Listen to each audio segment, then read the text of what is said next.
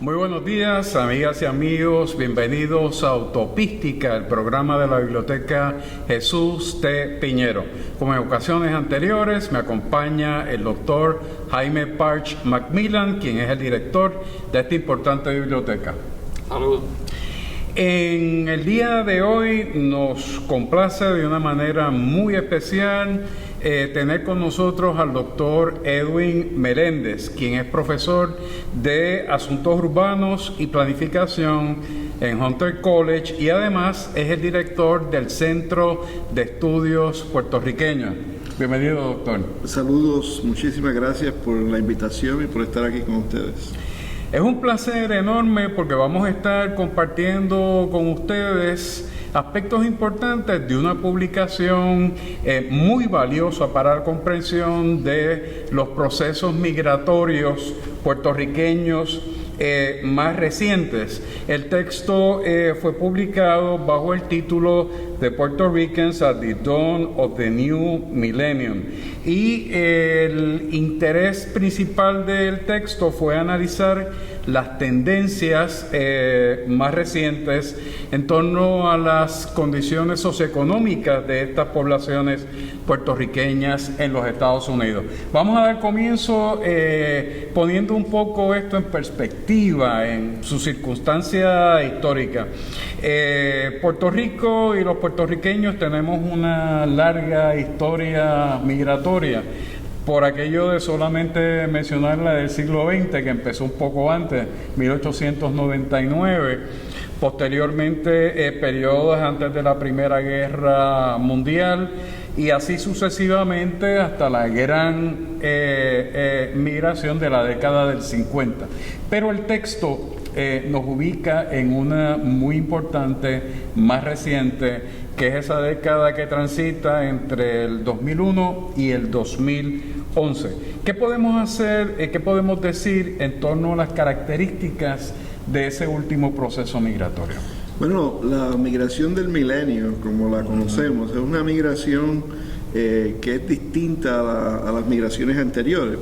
Para empezar, la migración de los 50 y los 60 fue predominantemente hacia el este de los Estados Unidos, aunque había otros enclaves en Chicago y en Florida, y así pequeñas poblaciones en California, en Texas. Pero esto realmente ha sido una explosión demográfica que se ha concentrado en la Florida, en los estados del sur, aunque los estados viejos, de los enclaves viejos en el noreste, en Chicago, han continuado ganando población. Es decir, que esto es una situación totalmente distinta a la gran migración. Para ilustrarte, si me permite, para el 2003 había tanta población en Puerto Rico como en los Estados Unidos, 3.8 millones de puertorriqueños, excluyendo los que han nacido, los que son extranjeros. Para el 2013, para el 2014, que es la data más reciente que tenemos, hay 5.2 millones en los Estados Unidos y 3.4 millones en Puerto Rico, de puertorriqueños, excluyendo los extranjeros. Es decir, que hay un diferencial enorme que representa una transposición poblacional mucho más grande de la década de los 50. En ese sentido, el 57% de los puertorriqueños residen en los Estados Unidos y el 43% en Puerto Rico. Y eso no va a cambiar a corto plazo, porque la situación que motiva a los puertorriqueños a migrar son las condiciones de empleo, la falta de trabajo en Puerto Rico y las ventajas profesionales que ganan los puertorriqueños en los Estados Unidos, pues es mucho atractivo, ¿verdad? Para que los más jóvenes especialmente se queden aquí en la isla cuando no hay trabajo, cuando tienen que hacer 2 o 3 trabajos de bajo salario, mientras que allá las oportunidades profesionales son más frecuentes y mejor pagadas. En estos días salió un titular que dice que en la Florida ya la población puertorriqueña pasa del 1.000.000 de personas. ¿Cómo se contrasta esa población, digamos, con la población del noreste de Estados Unidos? Bueno, en el estado de Nueva York hay 1.2 millones de puertorriqueños. En la Florida ahora se llegó en Nueva York, el estado de Nueva York es 1.1 millón de puertorriqueños, ha bajado un poco en los últimos años. Y en la Florida es 1 millón y un poquito más. Es decir, que por primera vez en la historia de nuestra migración hay 2 estados que sobrepasan 1 millón. Sin embargo, esto es importante verlo en términos de la dispersión. Si tú ves el área geográfica regional que va desde Filadelfia a New Jersey, Nueva York, Connecticut, ¿verdad? La parte adyacente a Nueva York, pues ahí hay una concentración de más de 2 millones de puertorriqueños, que quizás 2,5 millones. Cuando usted ve la Florida, tiene 1 millón de puertorriqueños ahí, tiene otro 500,000 si ve el sur entre Texas y lo que llamamos el Nuevo Sur, que incluye Virginia, las Carolinas, Georgia. Pues ese Nuevo Sur está creciendo rápidamente. Es decir, que ese pie de los puertorriqueños ahora está mucho más disperso. Hay otra característica que es muy importante, que es una población nómada. Digamos, aquí todo el mundo enfoca en la salida de los puertorriqueños de la isla hacia los Estados Unidos. Sin embargo, hay un fenómeno que es mayor en número y más importante en nuestro juicio, que es la continua la rotación de puertorriqueños a través de los mercados de empleo de los Estados Unidos. Es una población que va de lo mismo de aquí a Florida, que de aquí a Nueva York, pero de Nueva York va a Florida, de Florida va a Texas, o sea que hay un continuo flujo. Las tasas de movilidad interestatal de los puertorriqueños son significativamente más altas. Más de 3.5% de los puertorriqueños cada año cambian de un estado a otro. Es decir, que estos son fenómenos que primero que nos estamos aproximando por primera vez, que hay poco conocimiento de las fuerzas que llevan a esto y de las tendencias que van a continuar, pues, y tienen muchas implicaciones que quizás podemos discutir. Otro elemento que me parece que debemos de compartir con las amigas y amigos televidentes es la percepción generalizada de que hay un brain drain, un proceso de fuga, de la llamada fuga de cerebro, pero el texto plantea todo lo contrario. Sí hay migraciones de sectores profesionales, pero el perfil general de esos nuevos migrantes no responde a esa caracterización. La mejor forma de entender este fenómeno es que los puertorriqueños que salen representan la población de la isla, es decir, no están sobre representados. Si hay 10% de un tipo de profesionales, digamos enfermeras o maestros, pues salen más o menos 10%, la composición de los migrantes son más o menos 10% del flujo migratorio, es decir, que no hay una sobrerepresentación perceptible. Habiendo dicho esto, hay unos sesgos hacia las poblaciones más jóvenes, es decir, que los profesionales que se van, pues es posible que haya una sobrerepresentación de jóvenes, pero en general, en cualquier profesión que podamos medir, que es otro punto que debo aclarar, pues no existe tal fuga de cerebro.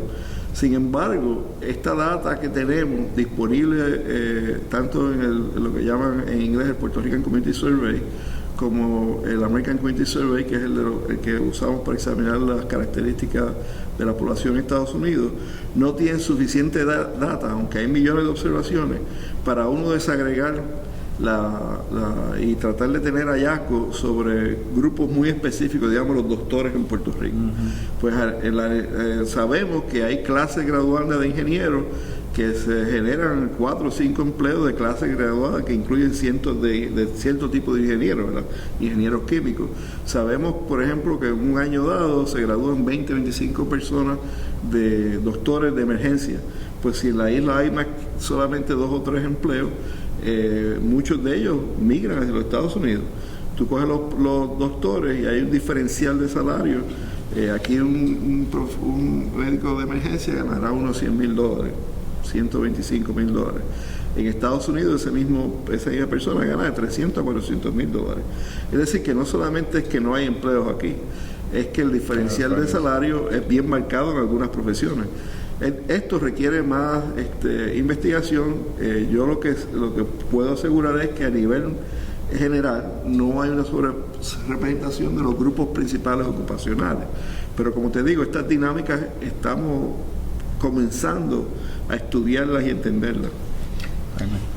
En el texto que estamos discutiendo hay un análisis del fenómeno de la gran recesión, ¿no? de la primera década de este siglo. Y es interesante la descripción que hacen en ese texto sobre la reacción o la respuesta de los puertorriqueños a esa recesión. A ver si habla un poco sobre cómo los puertorriqueños respondieron a eso. Nosotros, pues, teníamos gran interés en entender cómo estaban los puertorriqueños siendo afectados por la recesión. Hicimos una encuesta donde preguntamos a más de 1.200 personas, incluyendo una muestra como de 500 puertorriqueños, que los comparamos con blancos, negros y otros latinos, y le preguntamos si estaban tomando cursos para mejorar sus destrezas, si estaban haciendo búsquedas de trabajo, usando servicios de intermediarios, una serie de preguntas para evaluar en qué medida los puertorriqueños estaban, cómo estaban reaccionando a la recesión y cómo la recesión estaba afectando. Preguntamos también si habían ido a quiebra, si habían hecho esto. Y esa encuesta reveló que los puertorriqueños tienen una incidencia de primero estar dispuestos a mudarse, de coger trabajos que están la paga y la calidad ocupacional por debajo de las cualificaciones que ellos tienen. Es decir, que es una población que en inglés le llamamos resiliency, que tenían una intuición de sobrevivir, que se envolvían en distintas estrategias de mercado de trabajo para buscar trabajo y para poder mantener. Que eso es lo que está detrás de la migración que vemos de Puerto Rico hacia allá y la migración interestatal en los Estados Unidos. O sea que estas cadenas migratorias tienen que ver primero con la falta de trabajo o la oportunidad de trabajo, dependiendo de las regiones, ¿verdad? Pero también tiene que ver con ese espíritu de sobrevivencia que tienen los puertorriqueños. Y eso para mí es importante porque cambia esta noción que es prevaleciente en algunos círculos de que los puertorriqueños son vagos, que tienen una cultura, que de welfare, de esto, lo otro, mientras la data indica exactamente lo contrario. En comparación a otros grupos, los puertorriqueños están más dispuestos a tomar acciones positivas, proactivas, para insertarse en el mercado de trabajo, comparado a otros grupos. Es decir, que siempre hay una disparidad entre los que están empleados y los que están desempleados. Puede que haya unos problemas, ¿verdad? Pero en comparación a otros grupos, yo creo que eso ¿verdad? De continuar el mito de que no tienen el interés en insertarse en la fuerza de trabajo, hay que desmentirlo y promover el concepto de resiliencia, de empoderamiento individual, de empoderamiento colectivo, a tomar acciones positivas hacia resolver los problemas que los afectan en el mercado de trabajo. Una posible traducción puede ser bregar, la que brega, es la palabra la brega, que lo resuelve la brega, y lo define. Si no recuerdo mal, en el texto se planteó que una de las características de esta migración interna ocurre principalmente entre puertorriqueños de segunda, tercera generación, son los ya establecidos por más tiempo, mientras que las migraciones hacia la Florida pues tienen unas características de migrantes más recientes. Bueno, lo que sucede en la Florida es que si tú vas al 2000, al principio de este milenio, al año 2000, había menos de 500,000 puertorriqueños allí, medio millón, y ahora tienes más de 1 millón. O sea que Florida, especialmente la del área de Orlando, de Florida Central, es un magneto. Las migraciones que había anteriormente responden a esta migración de cadena, ¿verdad? Había gente insertada en la cuestión de la NASA y el complejo espacial y militar que había en esa área. También había muchas migraciones de militares, las bases militares a través del sur, que es un fenómeno que se da a través de todo Estados Unidos. Y son estas conexiones, ¿verdad?, de mercado de empleo que atraen los migrantes puertorriqueños y que llevan a estas concentraciones, ¿ves? Llevan a la dispersión y llevan a la concentración. También en el libro hay bastante información sobre la juventud boricua en Estados Unidos, y hacen un estudio también de la transición a la vida adulta de los jóvenes puertorriqueños, y habla de la educación y el trabajo como los puentes, ¿no?, para llegar, y los problemas que encuentran los puertorriqueños para darse paso de la juventud a la vida adulta, ¿no? A ver si puede hablar un poco sobre eso. Sí, esa transición a la adultez es uno de los problemas más graves que confronta la comunidad puertorriqueña en los Estados Unidos y aquí en Puerto Rico. Y dicho sea de paso, es un fenómeno que afecta a toda Latinoamérica y países como España y otros países europeos. Es el fenómeno donde se llega a una edad donde los jóvenes deben estar entrando a profesiones, a colegios o a vocaciones, ocupación, entrenamiento técnico en ocupaciones, ¿verdad?, de grados asociados y demás, y sin embargo se gradúan menos de la escuela superior, ¿verdad? Hay una deserción escolar alta, y cuando se gradúan de escuela superior no transicionan hacia colegios, pero tampoco se insertan en el mercado de trabajo.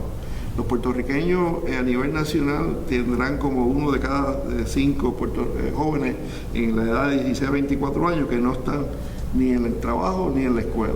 En Latinoamérica le llaman los ninis. En Estados Unidos le llaman disconnected youth, que están desconectados, pero yo prefiero no usar esa terminología porque estos muchachos están conectados. Ellos están conectados a la familia, están conectados a los grupos de comunidad, están comunicados entre ellos mismos. Coge, por ejemplo, uno de los grupos más afectados, digamos, los muchachos que se afectan por su preferencia de género, los gays and lesbian, como le llamamos en Estados Unidos. Pues esos muchachos, a veces la familia los rechaza, hay pocas oportunidades de la comunidad de apoyo. Sin embargo, entre ellos mismos y algunos grupos de comunidad, pues logran hacer unos vínculos, ¿ves? Y entonces aquí volvemos al aspecto individual de este concepto de resiliency, ¿ves? Que lo usan mucho los psicólogos clínicos y los trabajadores sociales, porque ¿qué explica que unos muchachos que están en la misma circunstancia, a veces en la misma familia, unos logran avanzar en el mercado y transicionar hacia adultos, y otros pues quedan en unos estados donde están afectados socialmente? Y la respuesta para mí tiene que ver con esas conexiones que estos muchachos hacen, ¿ves? Es un estudio que estamos conduciendo, quizás el año que viene podemos entrar en más detalle, pero a mí me parece que es importante entender que estos jóvenes, aunque están desconectados de las instituciones principales, y eso tiene unas consecuencias tremendas para el resto de sus vidas, porque eso determina los ingresos y determina las oportunidades que estos muchachos tienen de encontrar parejas o familias que sean de apoyo mutuo y de avanzar socialmente y estabilizar la familia y las comunidades. Es decir, que eso es un problema que hay que darle mucha atención de investigación. Otro elemento que se considera en el texto en torno a las consecuencias de la dispersión es el de un posible mayor aislamiento social de estos grupos que van migrando pues hacia el sur y hacia comunidades donde la presencia puertorriqueña es menor. ¿Qué características se observaron en estos estudios sobre ese aislamiento? Bueno, mira, la migración tiene varias tendencias. Pues obviamente se aglutinan en el área de Orlando Central tienen mucha base en los enclaves anteriores, pero hay realmente una tendencia a migrar en cadena, ¿verdad? Por ejemplo, las bases militares son un ejemplo que ilustran esta situación. Si usted ve la data entre los puertorriqueños alrededor de las bases militares en el 90, el 2000, 2010, uno ve una progresión de que el número de puertorriqueños alrededor de esas bases militares está aumentando. ¿Por qué es eso? Bueno, los veteranos demuestran que han tenido una ventaja con el entrenamiento y las relaciones sociales que desarrollan, la disciplina que desarrollan en el ejército, y entonces cuando usted compara la data de ingresos y de educación, pues compara los ingresos por educación, los veteranos sobrepasan el público en general. Es decir, que hay una conexión entre el progreso socioeconómico y las redes.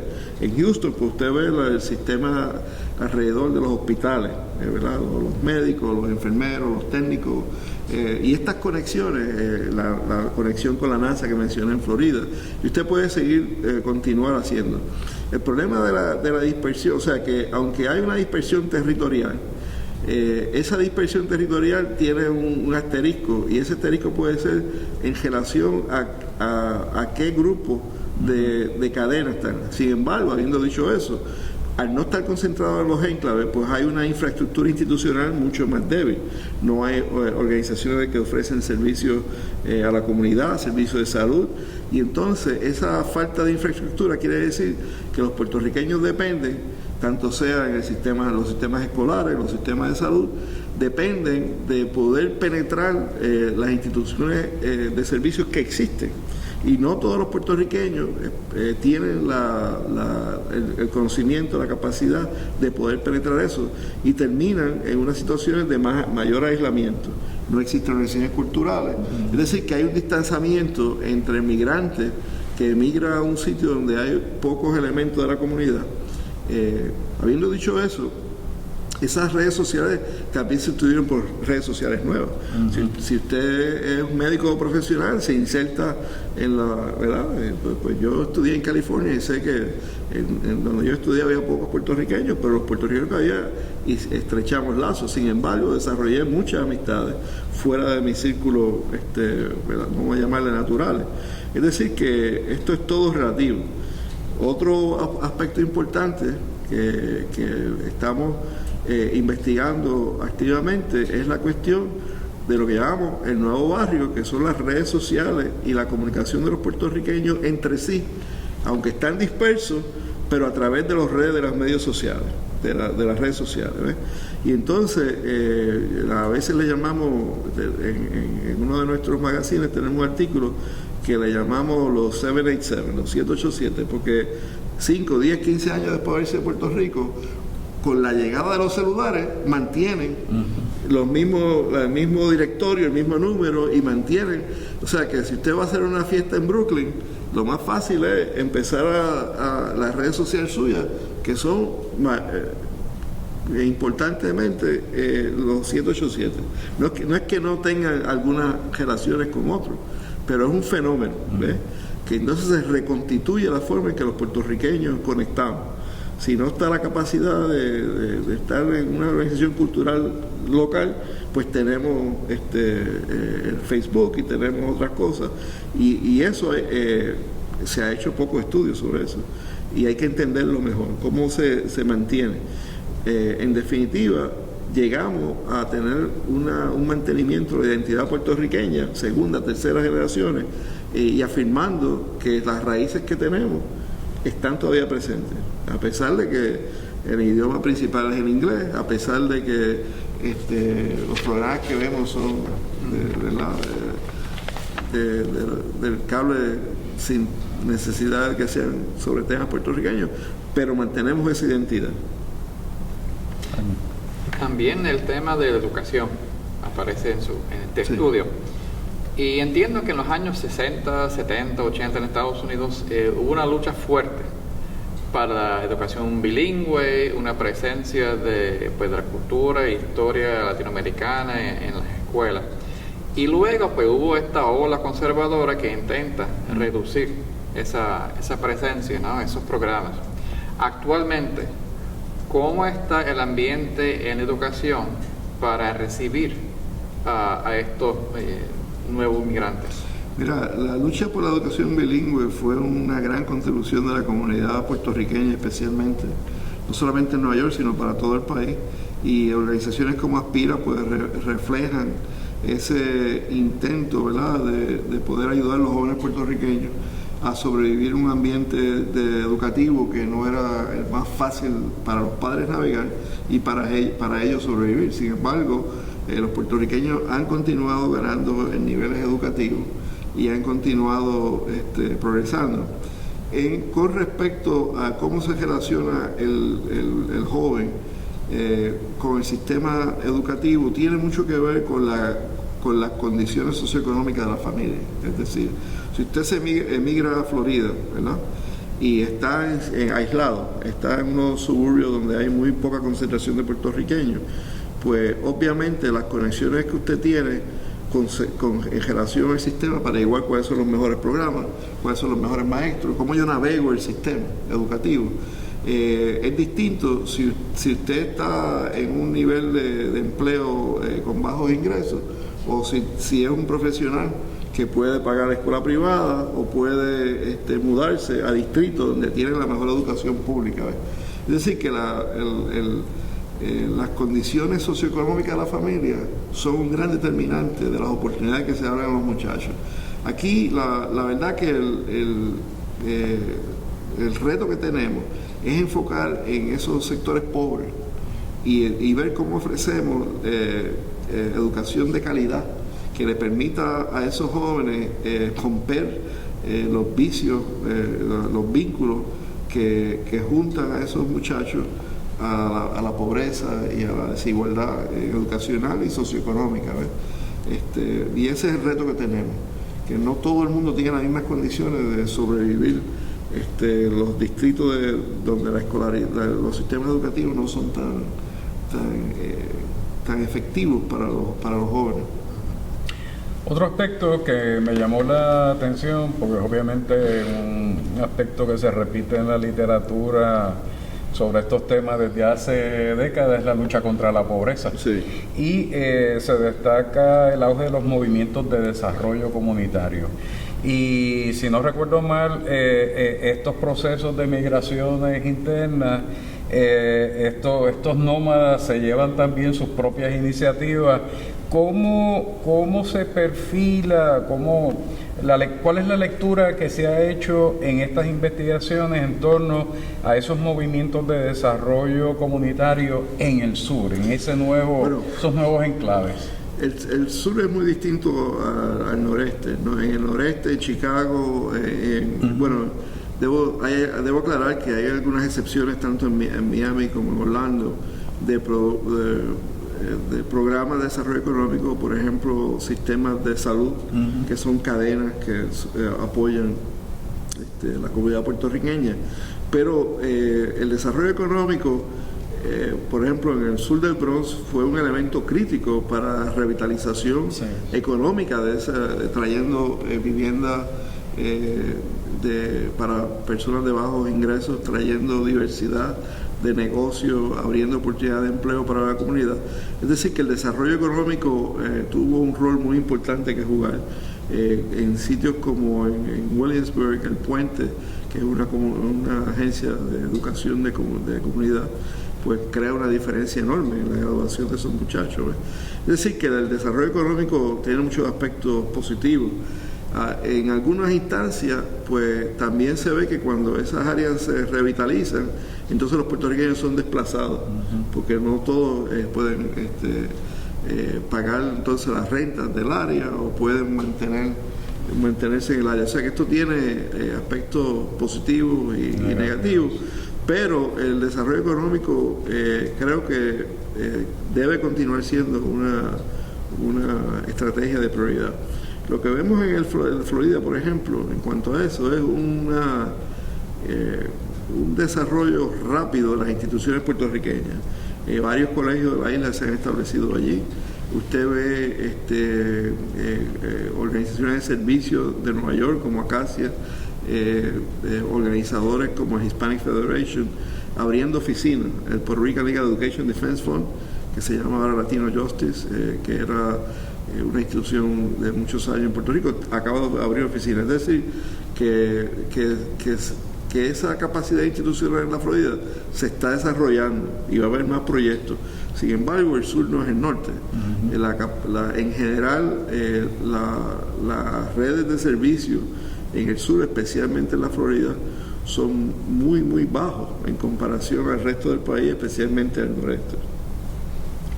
Cambiando un poco el enfoque, hemos hablado mucho de los jóvenes, pero también está el fenómeno, quizás más en Puerto Rico que allá, del envejecimiento de la población y pues el declive de la tasa de natalidad, ¿no? Y sé que en el texto también se habla sobre el futuro, el presente impacto de esos cambios demográficos, ¿no? De que en Puerto Rico la población se va envejeciendo y con la emigración pues más todavía, ¿no? Si usted fuera a considerar la migración, los migrantes puertorriqueños, en la medida en que los jóvenes se están yendo allá, el avance poblacional, el crecimiento poblacional de los puertorriqueños se está dando en Estados Unidos. Nosotros estamos capturando a los jóvenes en edad reproductiva en los Estados Unidos mientras se están yendo en mayor número de acá de Puerto Rico. Es decir, que si la reproducción en Puerto Rico es de un hijo por cada dos padres, es más o menos 1 a 1, más o menos dos hijos o hijas por cada familia, pues eso contribuye a que la población vaya mermando, y eso es difícil revertirlo. Sin embargo, a usted añadirle la migración, usted lo que nota es una baja en la población de la isla, especialmente los puertorriqueños, y eso es muy difícil revertirlo, es muy difícil. Los países del este de Europa, por ejemplo, Japón, muchos países confrontan la misma realidad de lo que llaman el demographic winter, en inglés el término que usan, ¿verdad? El invierno, el decaimiento poblacional. Sin embargo, a usted añadirle a la migración, el impacto de la baja demográfica es tremendo en la economía, y representa parte del problema que tenemos. La gente se va porque no hay trabajo, a la gente irse, se baja la economía y hay menos trabajo para los que quedan. O sea que es un ciclo totalmente negativo en cuanto al impacto económico que tiene, y es muy difícil de revertir. En Europa toman medidas, por ejemplo, para aumentar la natalidad, pero eso no va a resolver el problema de Puerto Rico, porque si usted aumenta la natalidad y las familias no pueden proveer empleo, pues van a continuar. Así que estamos en un dilema, en una situación que no tiene una solución fácil y que marca un estancamiento económico. Y por alguna razón, ahora es que empieza a descubrirse que este problema de la población es un problema económico que hay que atender. Otro aspecto muy importante del estudio tiene que ver con los problemas de salud que confrontan las comunidades puertorriqueñas.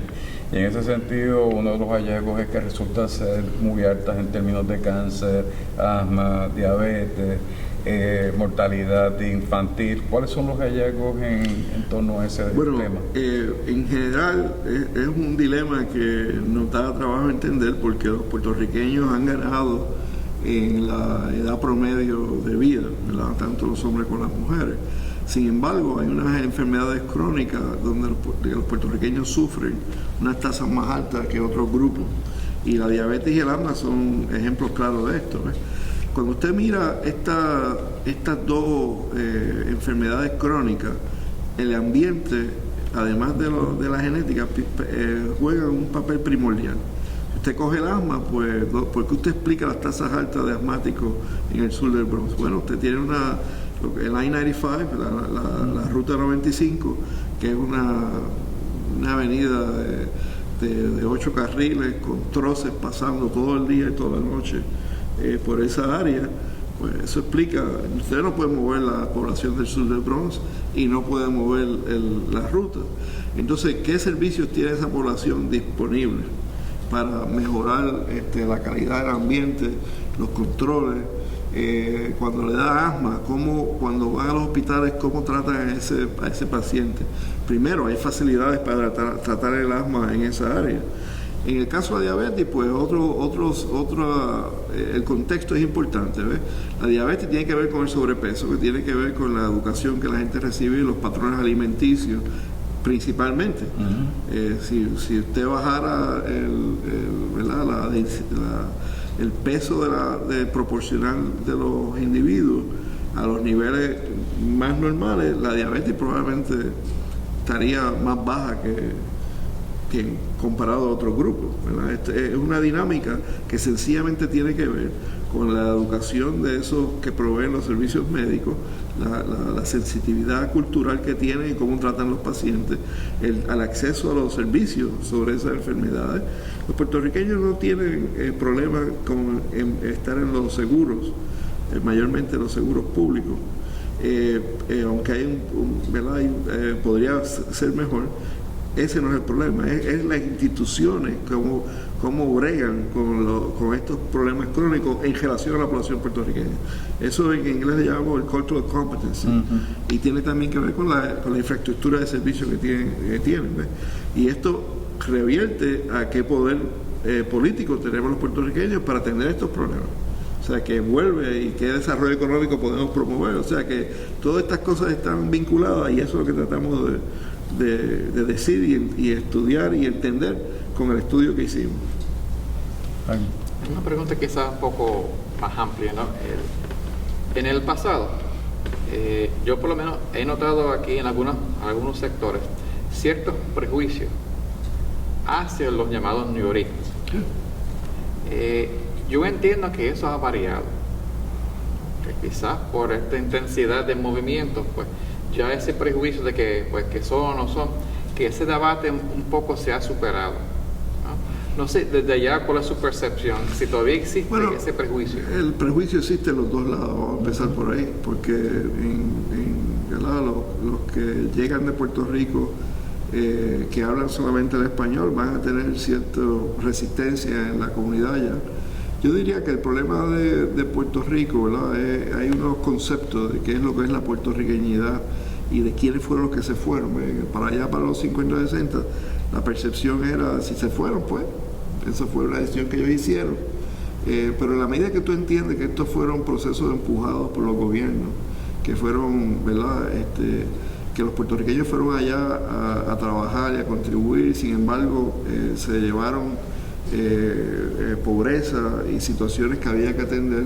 Si uno lo ve en su mayor complejidad, pues uno empieza a entender por qué estos prejuicios han sobrevivido, ¿verdad? Es parte de esta conversación aquí, es para llevar un entendimiento mayor de la realidad de los puertorriqueños en Estados Unidos, los puertorriqueños en la isla. Y como tú señalas, ahí se ha despertado un gran interés porque ahora todo el mundo tiene a un hijo, a un primo, a un padre, a un miembro familiar, a un amigo que ha emigrado en la última década, porque la migración ha sido tan grande. Y eso pues le hace al público preguntar qué está pasando, cómo llegan esa gente allá, qué están haciendo, ¿ves? Entonces, en el Centro de Estudios Puertorriqueños lo que tratamos de hacer, si pueden ir a nuestro website, Centro PR, si usted lo busca en Google va a aparecer en tope, puertorriqueños en Estados Unidos.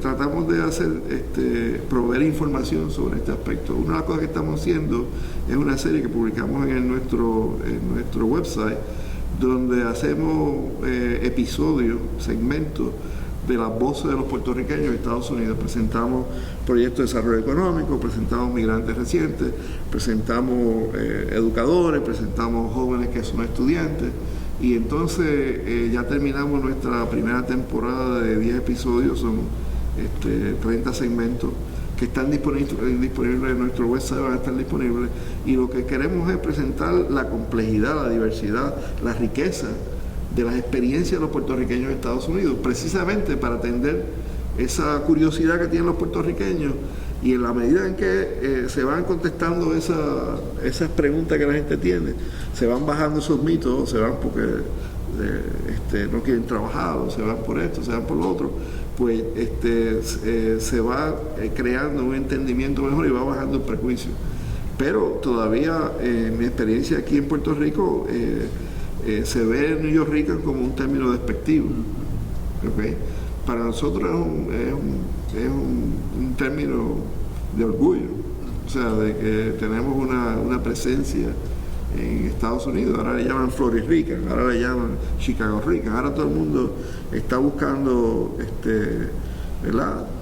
Labels, todavía se usa boricua, se siguen buscando términos para firmar esa comunidad y esa identidad.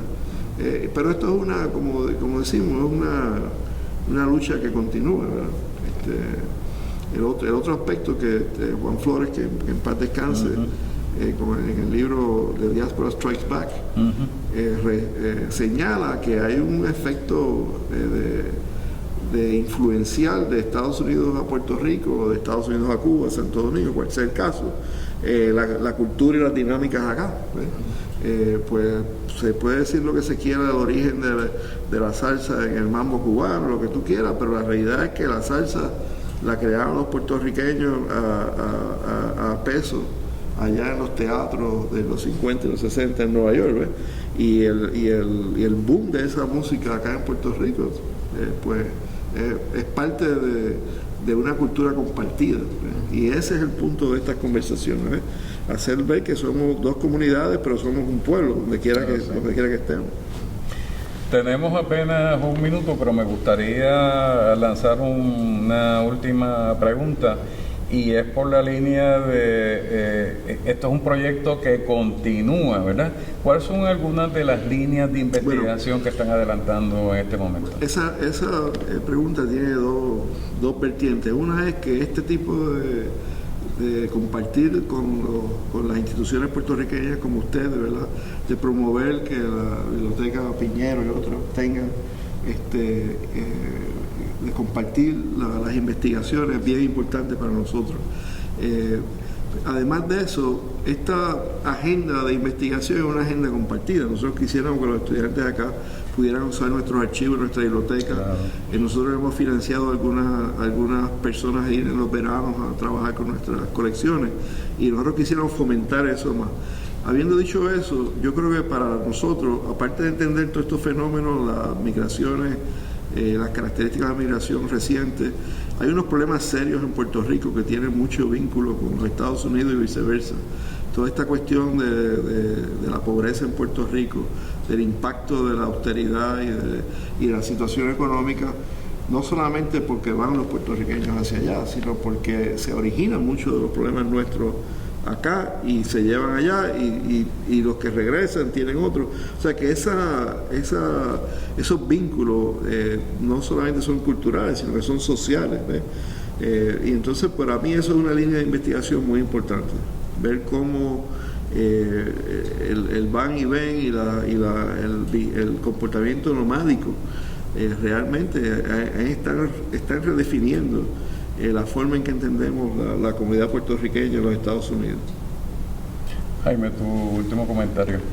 No, quizá más que nada felicitar a usted y al centro, porque son ¿cuántos años ya que lleva el centro?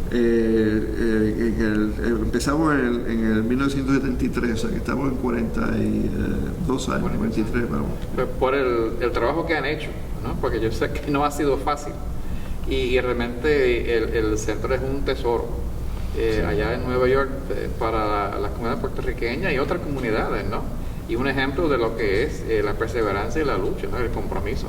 Así que los felicito por el trabajo en el centro. Muchas gracias a ustedes por la invitación. Yo espero que este enlace académico continúe y que podamos que este sea de los primeros de muchos proyectos que vamos a compartir. Muy bien. Estamos seguros que va a ser así. Gracias, Edwin, gracias, Jaime.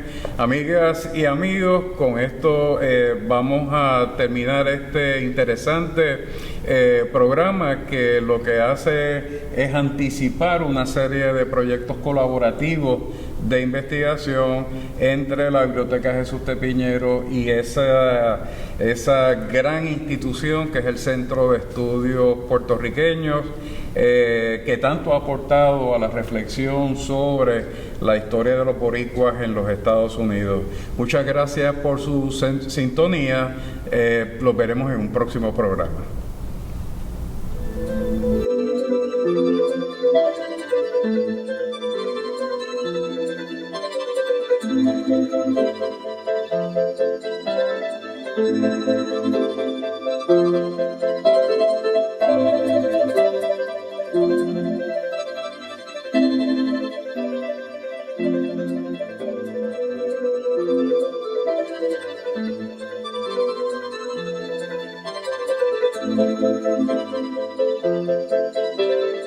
Thank you.